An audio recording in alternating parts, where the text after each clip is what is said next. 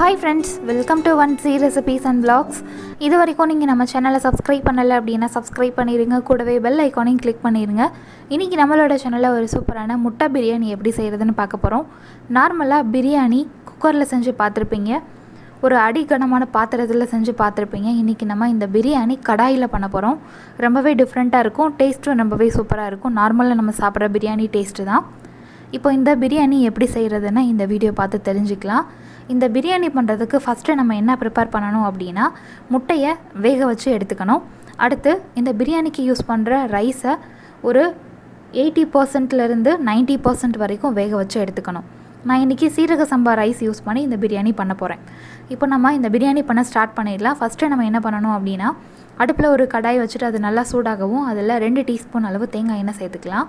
எண்ணெய் நல்லா சூடாகவும் அதில் மசாலா பவுடர் கொஞ்சம் ஆட் பண்ணிக்கலாம். மஞ்சள் தூள் ஒரு 1/4 டீஸ்பூன் அளவு, மிளகாய் தூள் ஒரு 1/4 டீஸ்பூன் அளவு ஆட் பண்ணிக்கலாம். இப்போ இந்த மஞ்சள் தூள் மிளகாய் தூள் அந்த எண்ணெயில் லைட்டாக மிக்ஸ் பண்ணி விடுங்க. இந்த மஞ்சள் தூளும் மிளகாய் தூளும் கருகிடக்கூடாது. கருகிறதுக்கு முன்னாடியே நம்ம வேக வச்ச முட்டையை ஒரு 4 சைடு லைட்டாக கீறி அதில் ஆட் பண்ணிக்கலாம்.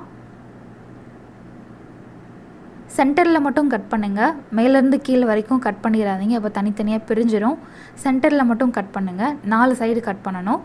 இப்போ நம்ம 3 எக்கு வேக வச்சு எடுத்துருந்தோம். அந்த 3 எக்கையும் இந்த மாதிரி கட் பண்ணி அந்த மசாலா கூட ஆட் பண்ணிட்டோம்.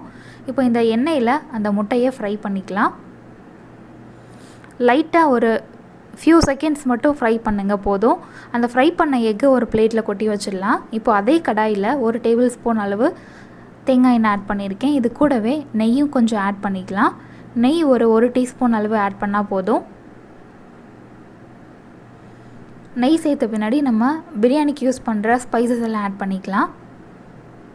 3 ஏலக்காய், பாதி அளவு ஒரு விரலில் பாதி அளவு பட்டை, 2 பிரியாணி இலை, 3 கிராம்பு, கொஞ்சமாக ரோஜா இதழ்கள், காஞ்சு போன ரோஜா இதழ்கள் இருக்கும் இல்லையா, அது. இந்த ரோஜா இதழ்கள் எங்கே கிடைக்கும் நான் சொல்லியிருக்கேன். இங்கே ஹனி ஸ்டோர், அதாவது ஹெர்பல் ப்ராடக்ட்லாம் விற்கிற ஒரு கடை இருக்குது, அங்கே தான் நான் வாங்கினேன். அதாவது சவுக் அப்படின்னு சொல்லுவாங்க, சலாலா சவுக், அங்கே வாங்கினேன் நான். இப்போ அந்த ஸ்பைசஸ் ஃப்ரை ஆன பின்னாடி 2 பச்சை மிளகாய், ஒரு பெரிய வெங்காயத்தை கட் பண்ணி போட்டிருக்கேன். வெங்காயத்தை நல்லா தின் ஸ்லைஸராக கட் பண்ணி போடுங்க, அப்போ தான் நல்லா கிறிஸ்பியாக நல்லா சாஃப்டாக வதங்கும். இப்போ வெங்காயமும் பச்சை மிளகாயும் நல்லா வதங்கியிருக்கு. இந்த டைமில் நம்ம இஞ்சி பூண்டு பேஸ்ட் 1 டீஸ்பூன் அளவு ஆட் பண்ணிக்கலாம். அந்த இஞ்சி பூண்டோட பச்சை ஸ்மெல் போகணும், ப்ளஸ் அந்த வெங்காயம் இன்னும் நல்லா சாஃப்டாக வதங்கணும், அது வரைக்கும் வதக்கிக்கணும். வெங்காயம் தக்காளி எந்த அளவு சாஃப்டாக வதங்குதோ அதுக்கேற்ற மாதிரி அந்த பிரியாணி நல்லா டேஸ்ட்டாக இருக்கும். இந்த ஒரு மெயின் டிப் எப்போவும் நம்ம மறக்கவே கூடாது பிரியாணி பண்ணும்போது.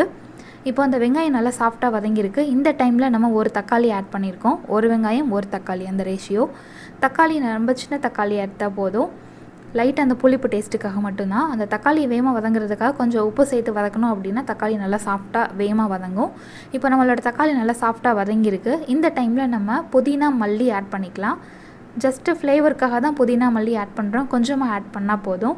அந்த புதினா மல்லி லைட்டாக அந்த வெங்காயம் தக்காளி கூட வதக்கின பின்னாடி மசாலா பவுடர்லாம் ஆட் பண்ணிக்கலாம். மஞ்சள் தூள் 1/4 டீஸ்பூன் அளவு ஆட் பண்ணிக்கோங்க. அடுத்து மிளகாய் தூள் 1.5 டீஸ்பூன் அளவு ஆட் பண்ணியிருக்கேன். அடுத்து காஷ்மீரி மிளகாய் தூள் 1 டீஸ்பூன் அளவு ஆட் பண்ணியிருக்கேன். இது வந்து நல்லா கலர் கொடுக்கும், அதுக்காக.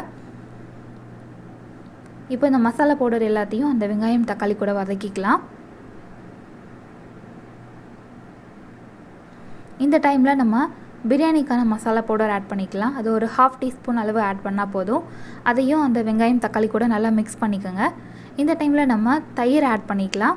1 டேபிள் ஸ்பூன் அளவு தயிர் ஆட் பண்ணியிருக்கேன், அதாவது கெட்டியான தயிர். தயிர் சேர்த்த பின்னாடி நல்லா மிக்ஸ் பண்ணி விடுங்க மறுபடியும்.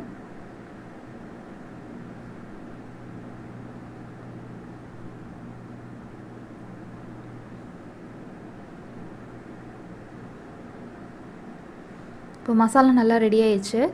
நம்ம இந்த டைமில் ரைஸ் ஆட் பண்ணிக்கலாம். நான் இன்றைக்கி சீரக சம்பா ரைஸ் யூஸ் பண்ணியிருக்கேன். அதை வந்து முன்னாடியே வேக வச்சு வடித்து எடுத்துட்டேன். ஒரு 85லேருந்து 90% வரைக்கும் வேக வச்சுக்கோங்க. இந்த பேனில் ஃப்ரை பண்ணும்பொழுது இன்னும் நல்லா 100% குக் ஆகிரும். இப்போ இந்த மசாலாவுக்கு தேவையான அளவு உப்பு ஆட் பண்ணியிருக்கேன். உப்பு சேர்த்த பின்னாடி மறுபடியும் நல்லா மிக்ஸ் பண்ணிடுங்க. நம்ம சாதம் வேக வைக்கும் பொழுது அதில் உப்பு சேர்த்துருப்போம், அதனால் ரைஸ் சேர்த்து மறுபடியும் மிக்ஸ் பண்ணுவோம் இல்லையா, அந்த டைமில் டேஸ்ட் பண்ணி பாருங்கள். உப்பு பத்தலை அப்படின்னு ஆட் பண்ணிக்கோங்க. இப்போ நம்ம வேக வச்சு வடித்த அந்த சீரக சம்பா ரைஸ் ஆட் பண்ணுறோம். ரைஸ் ஆட் பண்ணிவிட்டு அந்த மசாலா கூட நல்லா மிக்ஸ் பண்ணி விடுங்க. ஈவனாக அந்த மசாலா எல்லாம் ஒட்டியிருக்கணும். சின்ன டம்ளரில் 2 டம்ளர் அளவு சீரக சம்பா ரைஸ் எடுத்துருந்தேன். அந்த அளவு ரைஸ் தான் வேக வச்சு இதில் ஆட் பண்ணியிருக்கேன். இப்போ அந்த ரைஸ் எல்லாத்தையும் அந்த மசாலாவில் நல்லா கோட் ஆகிற மாதிரி மிக்ஸ் பண்ணிவிட்டு ஃப்ளேம் ஆஃப் பண்ணிடலாம். அவ்வளோதான். ரொம்பவே சிம்பிள், குயிக்காக பண்ணிடலாம்.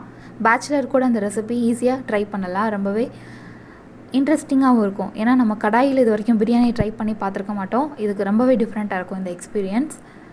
நம்மளோட சுவையான முட்டை பிரியாணி, கடாயில் செஞ்ச முட்டை பிரியாணி சூப்பராக ரெடி ஆயிடுச்சு. இந்த ரெசிபி நீங்களும் ட்ரை பண்ணி பாருங்கள். இந்த வீடியோ உங்களுக்கு பிடிச்சிருந்தது அப்படின்னா இந்த வீடியோக்கு ஒரு லைக் கொடுங்க, எல்லாத்துக்கும் ஷேர் பண்ணுங்கள். மறக்காமல் நம்ம சேனலை சப்ஸ்கிரைப் பண்ணுங்கள். நெக்ஸ்ட் வீடியோவில் நம்ம மீட் பண்ணலாம். தேங்க்யூ ஸோ மச் ஃபார் வாட்சிங்.